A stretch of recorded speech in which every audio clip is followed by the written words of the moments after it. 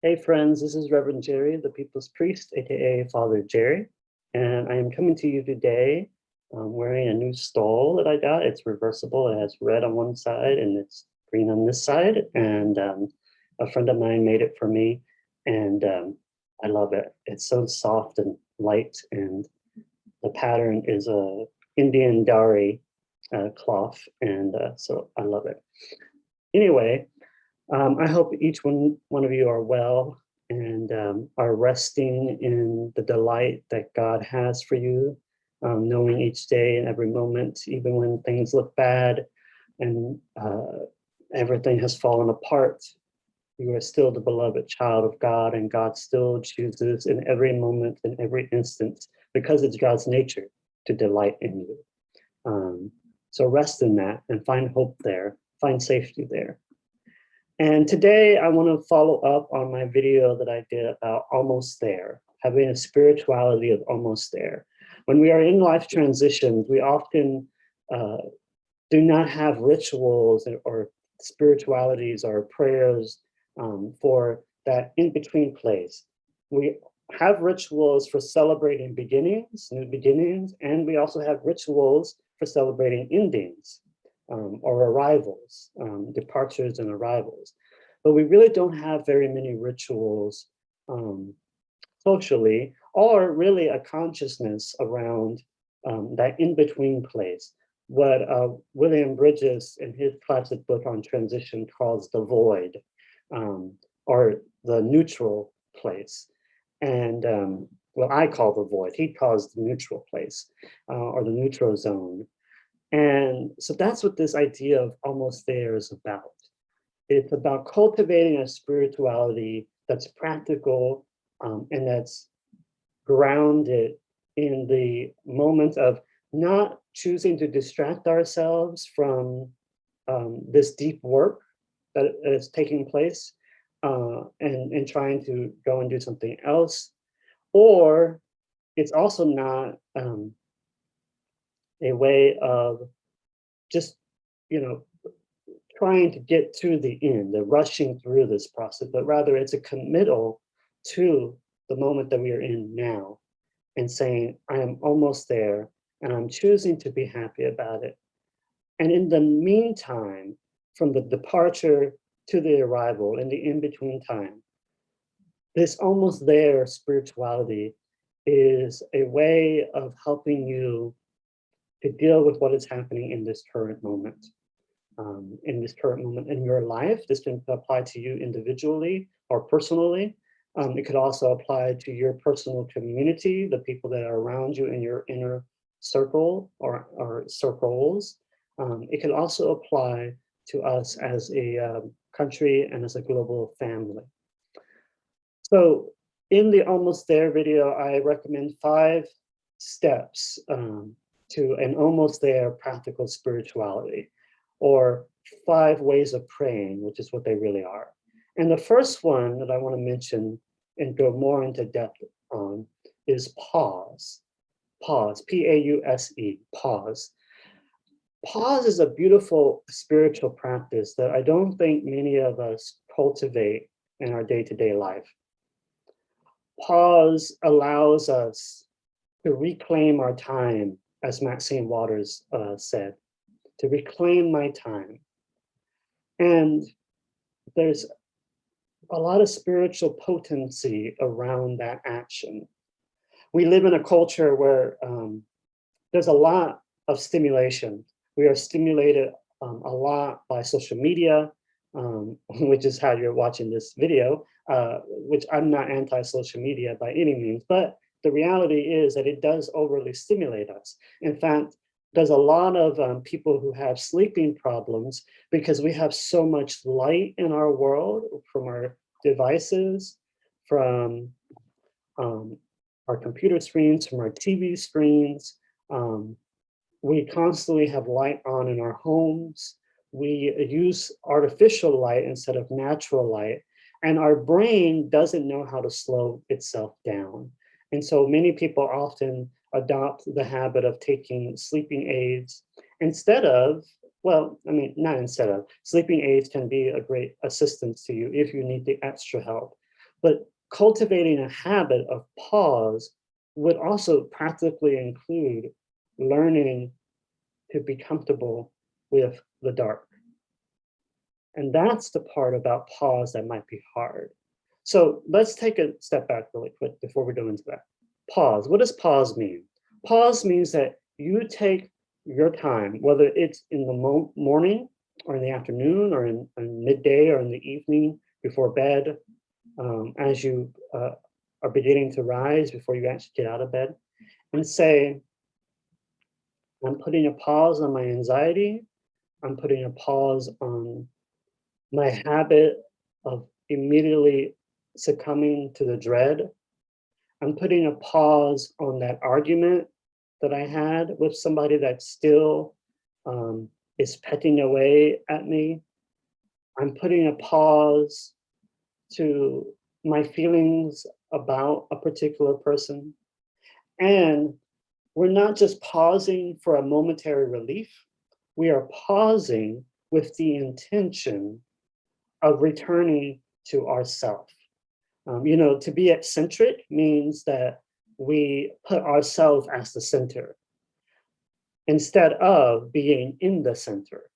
And what is the center? The center we would call the sacred mystery, the sacred God. So if God is the center, when we pause, what we are doing is we are reclaiming our time and we are reorientating our innermost being to the center, moving ourselves from being the center to resting in the center. And in this pausing prayer, this form of prayer of pausing, some mystics call it stillness, is an opportunity for us to deeply begin the work that needs to be done of mending, of weaving new dreams, of mending wounds that have been inflicted upon us in deep ways that only really come up when things happen in the world that are exterior, that we don't realize have infected or affected us interiorly. So we pause to remember, which is the second part of this 5-part process. But we pause, and in the pausing, we rediscover again who we really are, the beloved children of God. And then we can develop as we pause, as we take time away, as we disengage, to find our strength again. I have been practicing this for the past several months now, almost about 4 months.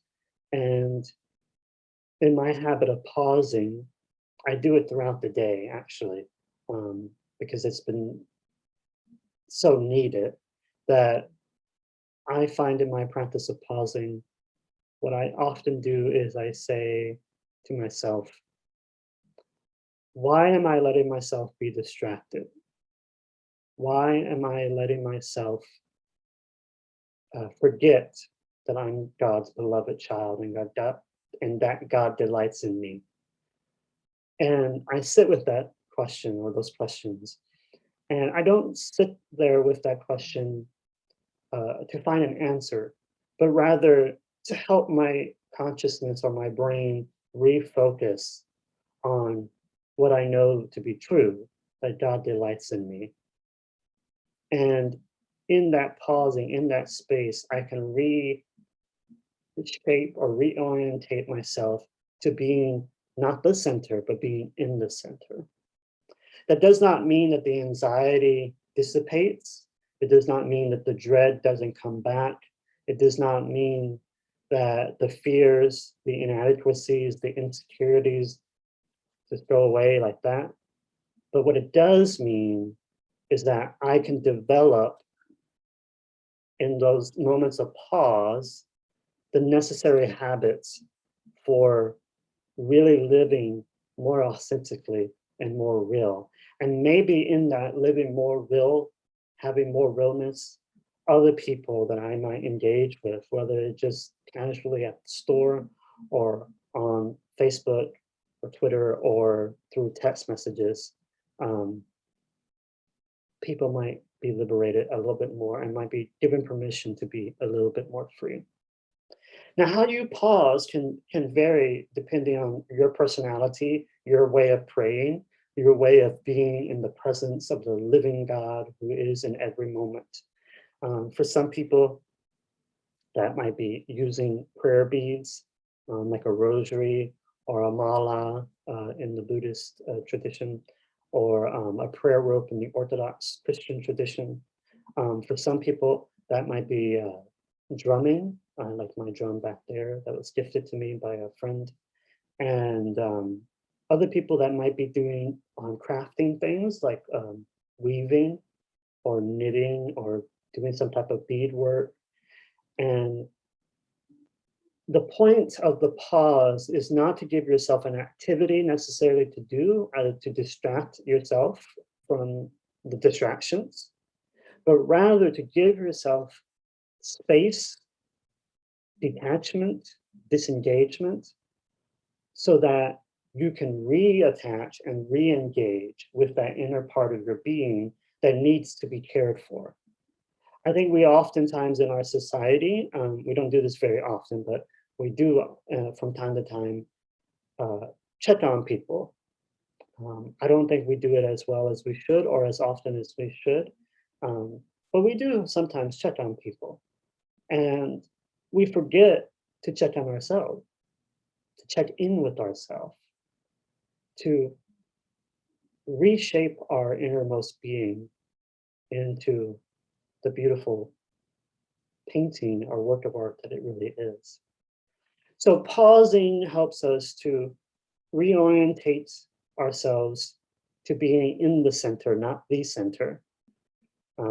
It gives us an opportunity to reclaim our time, to weave the dreams that need to be weaved, to mend the wounds that need to be mended. And it allows us to adopt a more real presence in the world so that other people, when we finally do re-engage, which we need to do,